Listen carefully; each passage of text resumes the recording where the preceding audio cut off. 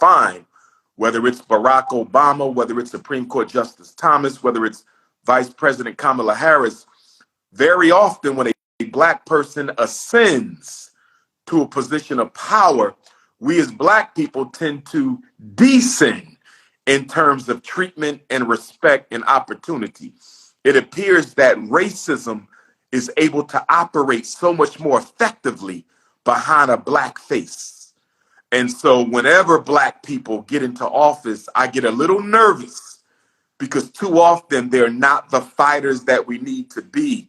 They tend to adopt a more conciliatory approach, a more go along to get along approach when it comes to dealing with the white power structure. But I'm hoping that that's not the case with these brothers. With regards to my message that I'm going to be bringing to Baltimore, Maryland Empowerment Temple on February the 1st. That's a Wednesday, I believe, Pastor, right? February the 1st, Wednesday, totally free.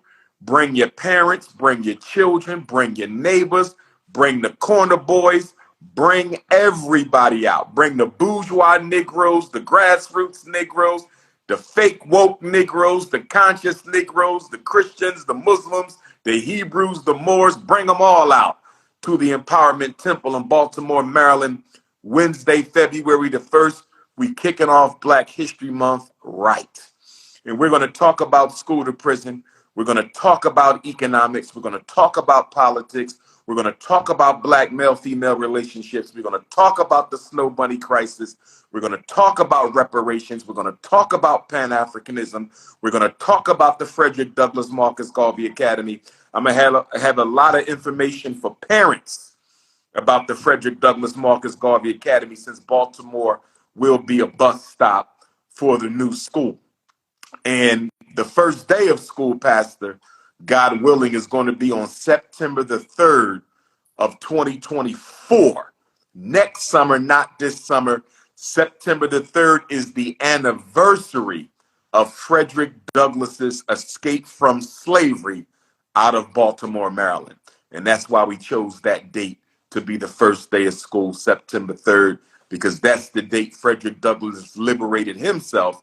And that's going to be the date we start liberating the minds of our young men.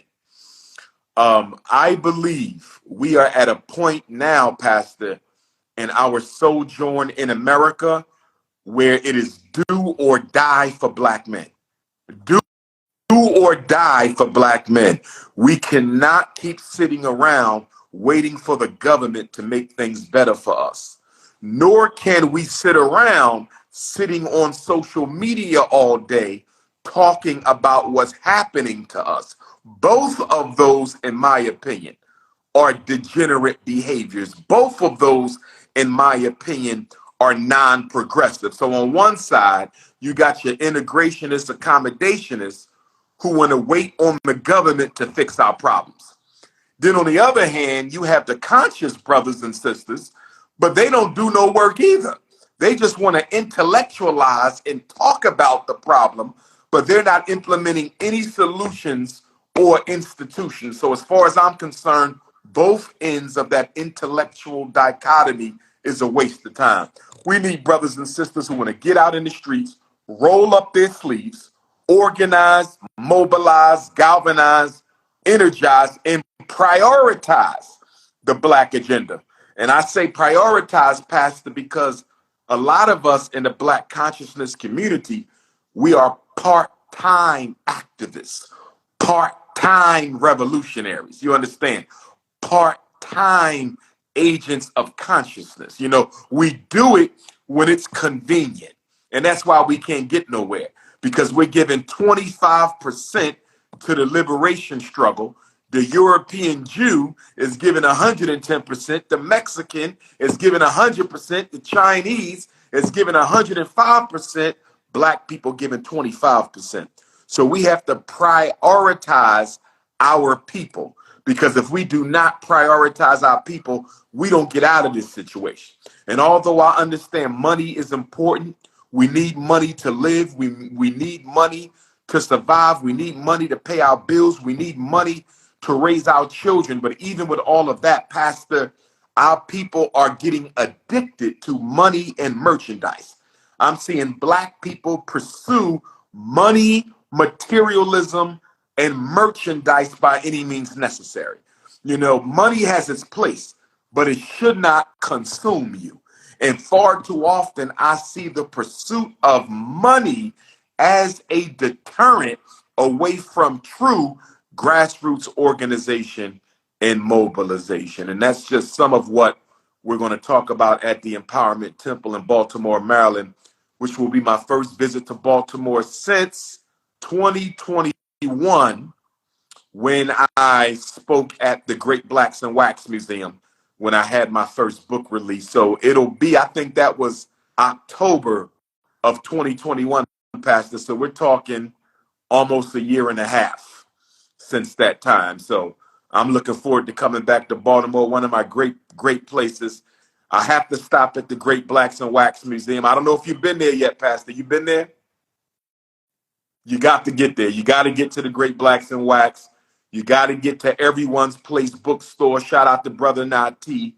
North Avenue, same street as the Great Blacks in Wax, Pastor, but a couple blocks down.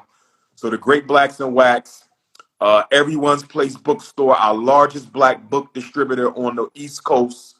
I love to go to the Cheesecake Factory. I know it's not African, but I love to go to the Cheesecake Factory and go sit at the water. I go to Barnes and Nobles, but not before I go to Everyone's Place. You know, the Frederick Douglass and Frank Merriweather Maritime Museum is in Baltimore. You know, there's just a lot in Baltimore that I love to do. The black restaurants in Baltimore, I love to hit them up. So Baltimore is the aquarium, Baltimore Aquarium. I like Baltimore. I actually was looking for a school in Baltimore, Pastor. That was one of my original places. Chicago, Detroit, Baltimore, but we didn't get lucky. But I'm hoping, and I need you, Pastor, to keep your eyes open because I still want to get a school in Baltimore. We don't need a big one. It could be a small one. 10 classrooms is all we need. But we need to get us a school in Baltimore so we can build FDG. Well, definitely, let's work on that. I think that we need it. We need an FDNP in Baltimore. Anything of your presence. Speaking of, brother, you've been doing this, and you're still young, but you've been doing this for a long time. And you don't seem to have slowed down. In fact, if anything, you've gone even faster. And you hit on so many key points and about how we need to stay on top of our black elected officials, even more so because you're right. We see more call for complacency when we have our black leaders than when we have white folks. We hit to the streets under George Floyd, after George Floyd, when Donald Trump was in office, right? Now we got Biden in office, and brother's still getting killed, and nobody saying, we had a bill, HR 40 in the Congress that never got called for a vote. Speaker of the House, Nancy Pelosi, was like, we didn't want to do it because we don't want to risk folks losing their election. We lose the House. Well, guess what? They still lost the House. We still lost the House. So now we hope and pray that good brother Jeffries, can put more energy behind that. What people don't know is next Monday, we're doing a march from Baltimore to the White House, January 16th, Martin Luther King Day. But also on that same day in the year 1865, that same day, William Tecumseh Sherman met with 20 ministers in Savannah, Georgia, and asked them, what is it that we can give y'all since now you all been emancipated? The 20 ministers, who are also business owners, said, we don't want you to give us anything. We want the right to provide for ourselves. General Sherman said, we just confiscated land off the coast of the Carolinas. We have enough land to give every black family 40 acres. And when you use the coast, we'll give you a mule. That was signed, that field order number 15 was signed on January 16th, 1865. And our school in America has taught our children that reparations, the whole 40 acres and a mule, was actually signed government policy. Secretary of War stands to sign up on it. Abraham Lincoln approved it. Abraham Lincoln got shot. Andrew Johnson comes in. He says he ain't giving them Negroes anything. And we haven't been close to it since. And now one black leader elected has called for that on a consistent basis. And those who have, Onions out of Detroit, he's passed away now. And now 𝚂𝚸𝙺𝚂𝙸𝙱𝚀 out of Texas is the spearhead of that. And so Monday, January 16th is not just MLK Day. To me, it's Reparations Day, right? And we've never gotten ours. The indigenous Americans, even though all this land was theirs, they got something. You can't go to a reservation today or a tribe today and play casino money and not expect them to get 100% of the profits. Every time you crank up a slot machine, they getting paid. In fact, even though they own slaves too, the Native Americans own slaves in this country, and they owe reparations. And some of the tribes don't even want to recognize the black folks as members of their tribe. Japanese Americans got reparations after the World War II internment camps. The Jewish Americans got it for the Holocaust. Even the Confederate soldiers got it. Now, I don't know the other three groups, but the Confederacy got reparations. The South got reparations from owning slaves and from being destroyed in the Civil War. Everybody got it but black people. And so every month I try to go in March. And you brothers like you inspire me. Like straight up, you inspire me. Can you share with the audience? Because I've heard you do a lot of interviews. You on the Breakfast Club. You speak all over the world. I have not heard. Maybe it's because I don't know if they really ask you this type of question. But what is it that inspires a Dr. Umar Johnson to do what he does, and for as long and as hard as you could? Man, you're not trying to make friends out here in these streets. You ain't trying to make. I mean, and you not, like you said, money is not like a. That's why you and I rock. Money is not a huge motivator of what for you, and what I think materialism has really killed black culture. We've never been like that. We've always had wealth in Africa: kings, queens, noblemen, craftsmen, artisans. So we never had to flaunt it. But only here on this side of the Atlantic Ocean do we feel the need to flaunt. If we have $2, we got to show you we own $5, right? So what has been inspiration? And where that comes from, Pastor? That comes from the need for validation, because black people have been so ignored, dismissed, marginalized, denigrated. We have been made to feel that we were nobody for so long, that we are on an eternal quest to be validated.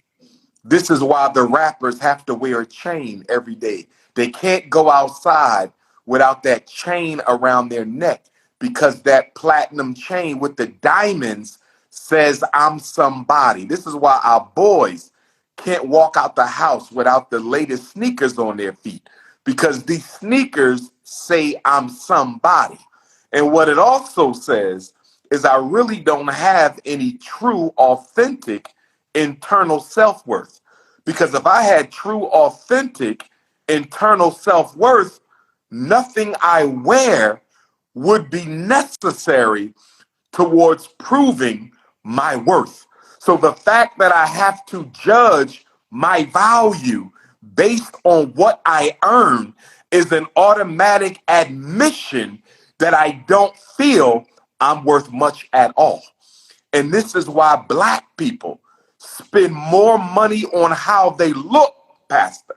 No other group in this country spends more money on how they look, on how they present themselves, on how they come across to other people. Nobody spends more money than black people on how we look, because our looks are the primary way that we seek validation from the others.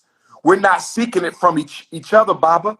We're seeking it from the others. Why do we move to a white neighborhood and force our kids to go to a white racist private school?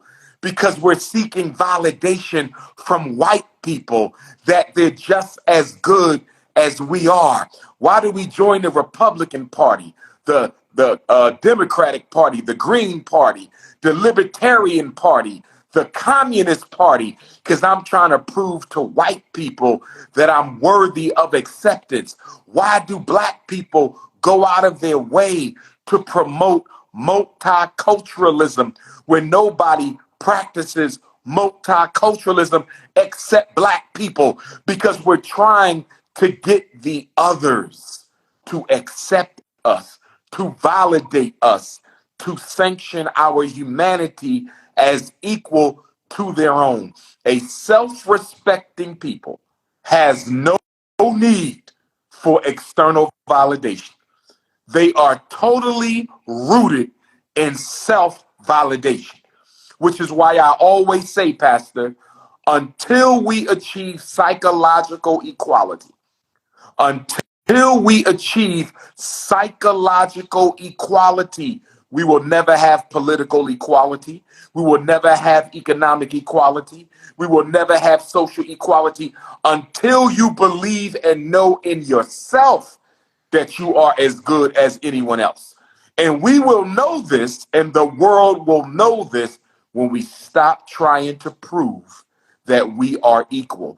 A people who are equal don't have to prove it. It comes across in their work. It comes across in their mannerisms. You don't have to prove you equal. You show that you are equal. But we're constantly proving. This is one of the reasons we want white people to teach our children black history, because we believe that if white people learn black history, they might accept us.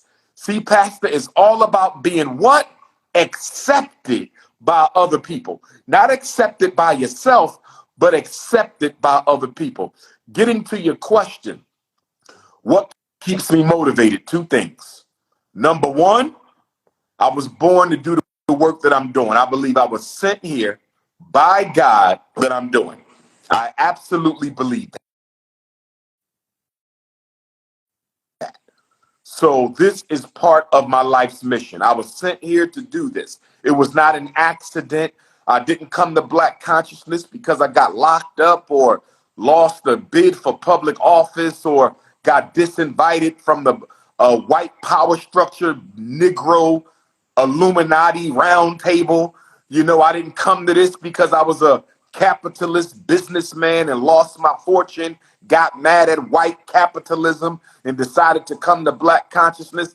This is all I know, Pastor. I've been in Black consciousness since I was a fourth grader, 9 years old, Meade Elementary School, 18th and Oxford Streets in North Philadelphia. That this is all I know. All the degrees, all the education. This is it, Pastor. And the other thing is I'm trying to earn the favor of my ancestors.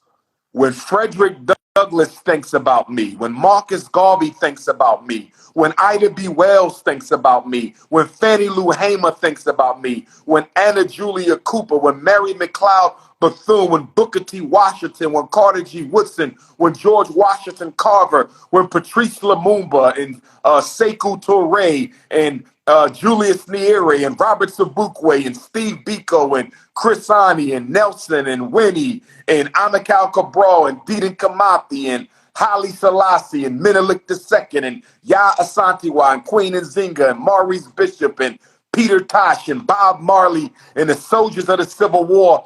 When they think of me, Baba, I want them to think of me in a favorable manner. So my work is motivated to fulfill my destiny, my God-given destiny, but to also earn the favor of my ancestors. Brother, I mean, family, I hope when y'all hear what he just said, that's just a tease of what you're going to get when you come to Empowerment Temple February the 1st.